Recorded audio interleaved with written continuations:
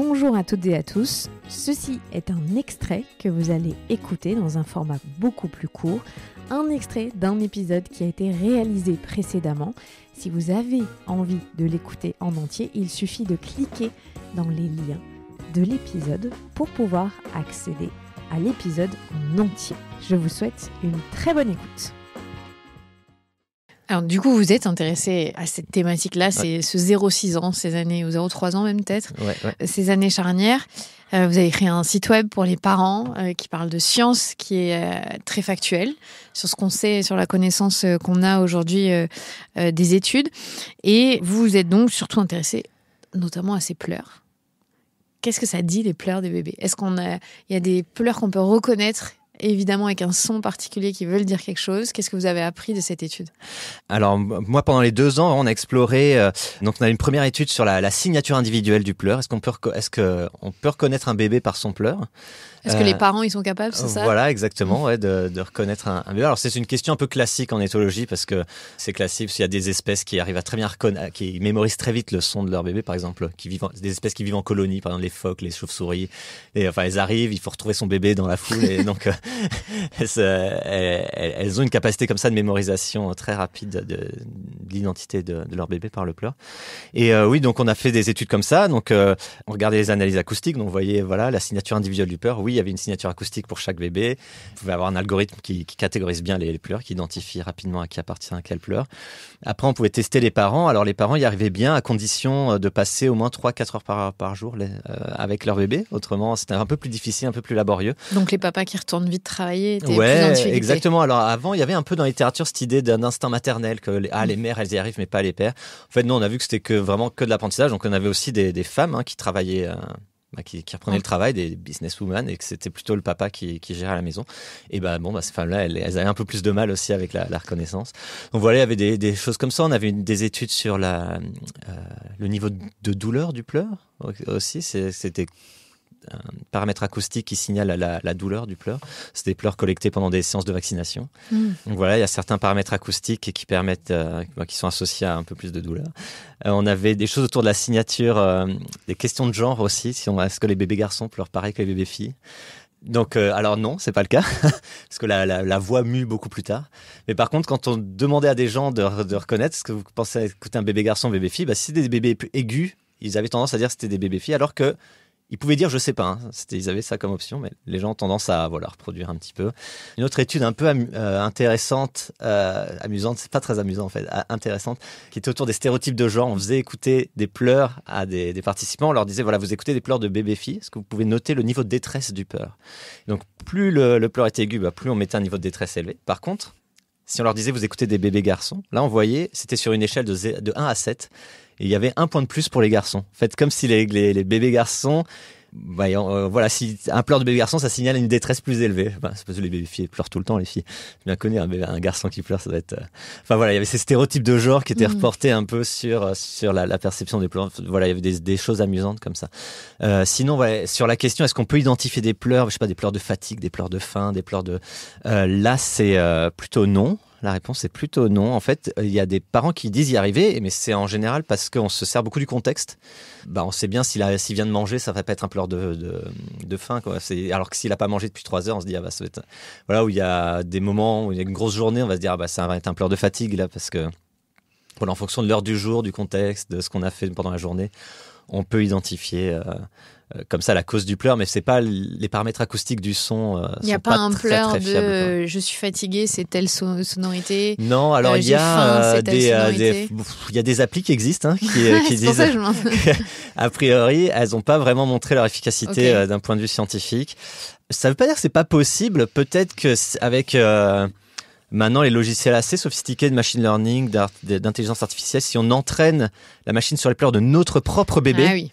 Parce qu'en général, c'est fait sur des grandes bases de données. Mais si on l'entraîne vraiment que sur notre bébé donc il faudrait vraiment l'enregistrer le bébé dans chaque contexte, être sûr que là, c'est un pleur de faim, là, c'est un pleur de douleur, et on entraîne la machine sur notre bébé, peut-être ensuite, elle sera capable de trouver des patterns, de déterminer. Mais ça demanderait, d'avoir une appli et de l'entraîner sur notre bébé et de le faire régulièrement parce que le pleur, change au fil du temps. Donc, c'est quand même compliqué. Oui, ma question, c'est surtout si nous, parents, on aurait pu être capables, en fonction de ce qu'on entend, de tout de suite savoir ça, c'est le pleur de ça, ça, c'est le pleur de ça. Mais en général, c'est grâce au contexte. C'est le contexte plus qui va nous éclairer que la sonorité du pleur. Il y a peut-être un aspect vraiment important avec les pleurs, c'est que c'est les pleurs inhabituels qui doivent vraiment être inquiétants, on va dire. Si vous avez l'habitude de la manière dont votre bébé pleure, mais s'il pleure vraiment bizarrement, un pleur, je sais pas, vraiment rugueux, bizarre, ou un pleur très aigu, ou un pleur vraiment inhabituel, là, en général, ça peut signaler un souci. Okay. Mais pour savoir ça, encore faut-il connaître les pleurs habituelles de son bébé. Donc pour ça, il faut passer du temps avec. Donc on peut pas faire ça dans les premiers jours. Ça demande normalement un petit peu de. Oui, ça demande un petit peu de pratique. Oui. Parce que le pleur, c'est quand même quelque chose qui inquiète beaucoup les parents. On nous dit de manière générale, votre bébé il peut pleurer entre 3 et 4 heures, c'est normal, il ne faut pas s'inquiéter. Qu'est-ce qu'on sait de ça? Est-ce que l'intensité, l'amplitude, il y a des recherches qui ont montré que c'était trop, pas assez? En fait, c'est assez compliqué parce qu'il y a énormément de variabilité entre les bébés. C'est comme pour les questions du sommeil, des bébés qui pleurent, qui dorment 8 heures par journée de 24 heures et des bébés qui dorment 20 heures. Les pleurs, c'est pareil, il y a des bébés qui pleurent très peu et des bébés qui pleurent énormément. Alors ces coliques, ce qu'on appelle les coliques des bébés, déjà, ils ne sont pas très bien définis dans la littérature. Des fois, on dit des bébés qui pleurent plus de 3 heures d'affilée, pendant plus de 3 jours d'affilée. Il y a des espèces de règles comme ça. Mais on a du mal à savoir exactement à quoi c'est dû. Donc, ça a l'air d'être lié aussi à des situations de maturation cérébrale, parce que le bébé le nouveau-né, les bébés, ils ont un cerveau extrêmement immature. Le cerveau du bébé, il double de volume. C'est des millions de connexions à la seconde, les 2 premières années de vie. Donc ça donne lieu à des personnalités différentes d'un bébé à l'autre. Il y a des capacités d'inhibition, des sensibilités très différentes d'un bébé à l'autre. Maintenant, sur les questions des coliques, on sait que c'est assez rare chez les chasseurs-cueilleurs, par exemple, les bébés qui pleurent vraiment beaucoup. Et dans les sociétés qui ont le même rythme de vie que nous, il y a plusieurs centaines, c'est ça exactement. Qui ont gardé une façon de vivre. Oui, exactement, en plus, qui reflète un peu plus ce qu'on a eu pendant des dizaines de milliers d'années. Et donc eux, quand on les étudie, on se rend compte que les bébés pleurent peu. Oui, exactement. Alors, sait expliquer? Alors, il y a plusieurs hypothèses. Alors, il y en a... déjà, ils sont allaités. Alors, pour les bébés qui ont du mal à digérer le lait artificiel, il y a ça. Il y a le fait qu'ils sont tout le temps dehors. Donc, on sait que les cycles jour-nuit, c'est d'être la lumière naturelle facilite la mise en place des cycles jour-nuit pour le bébé. Il y a le fait qu'ils sont portés aussi tout le temps. Ils sont tout le temps en portage. Donc, ils sont nourris à la demande. Donc ils n'ont même pas le temps vraiment de pleurer, parce que dès qu'ils commencent à gigoter un peu parce qu'ils ne sont pas bien, ils sont pris en charge. Donc en fait, entre guillemets, ils n'apprennent pas à pleurer. À décharger, comme nous on a là. Oui, c'est ça, ouais. Les bébés à 18h qui ont des pleurs intenses. Les pleurs de décharge, de devoir pleurer à plus de 100 décibels pour avoir un peu d'attention. Bon, là, ces bébés, ils sont tout le temps dans les bras, donc ils sont pris en charge très rapidement. Mais on sait aussi que ces sociétés de chasseurs-cueilleurs, elles sont caractérisées par beaucoup de ce qu'on appelle le soin coopératif des jeunes. Donc, en fait, dans toute une histoire évolutive, la mère qui s'occupe seule de ses enfants, c'est un truc bizarre, quoi. Non, tout le monde prend en charge les enfants. D'ailleurs, il y a des anthropologues qui ont montré ça dans plein de sociétés, de l'anthropologue Karen Kramer qui montrait ça, où elle s'amusait à mesurer le temps que chaque bébé passait avec les différents membres du groupe dans plusieurs sociétés de chasseurs-cueilleurs, et on avait dans pratiquement toutes 50% avec la mère, et puis après c'était dispersé entre les frères, les sœurs, les cousins, le papa, les grands-parents, les amis, tout ça. Et alors c'est demandé pourquoi ce 50% tout le temps, et en fait c'est parce que c'est un peu le temps minimum, parce que la mère doit allaiter. Mais ensuite, dès qu'elle peut s'en débarrasser, dans toutes les cultures, dès qu'elle peut déléguer un petit peu, elle délègue. Donc là, c'est société de chasseurs-cueilleurs, ils font du portage tout le temps, mais c'est pas toujours la mère qui porte le bébé. Des fois, c'est les frères, les sœurs. Les bébés font partie vraiment de la communauté. Donc aussi, les gens ont l'habitude des bébés. C'est pas comme nous.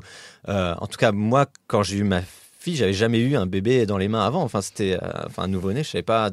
J'étais extrêmement maladroit. Je savais pas bien comment gérer ça. Et on voit, il y a des gens qui sont mal à l'aise avec les enfants, autour de nous, qui sont pas très à l'aise avec ça. Bon, dans ces sociétés-là, les bébés font partie intégrante. Tout le monde grandit avec des bébés. On voit les frères, les sœurs, les cousins, ils ont tout le temps un bébé dans les bras.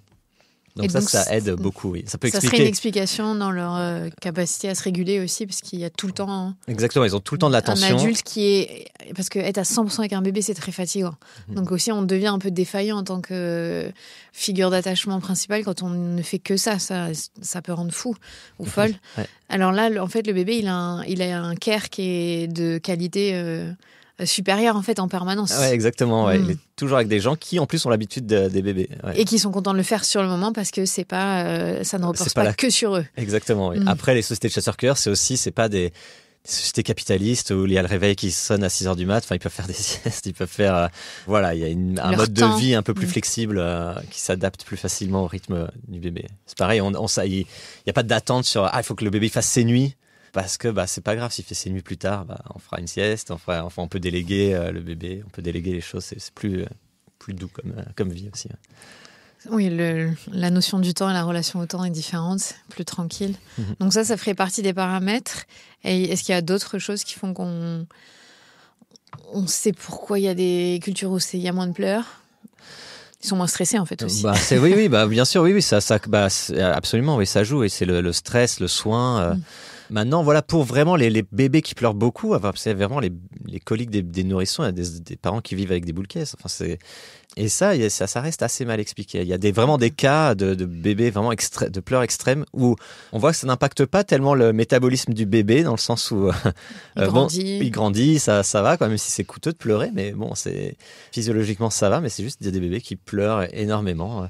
Après, comme on voit chez les adultes aussi, il y a une grande variabilité. Il y a des gens qui parlent beaucoup, d'autres plus silencieux, d'autres beaucoup plus émotifs, beaucoup plus sensibles, et d'autres plus résilients, plus calmes.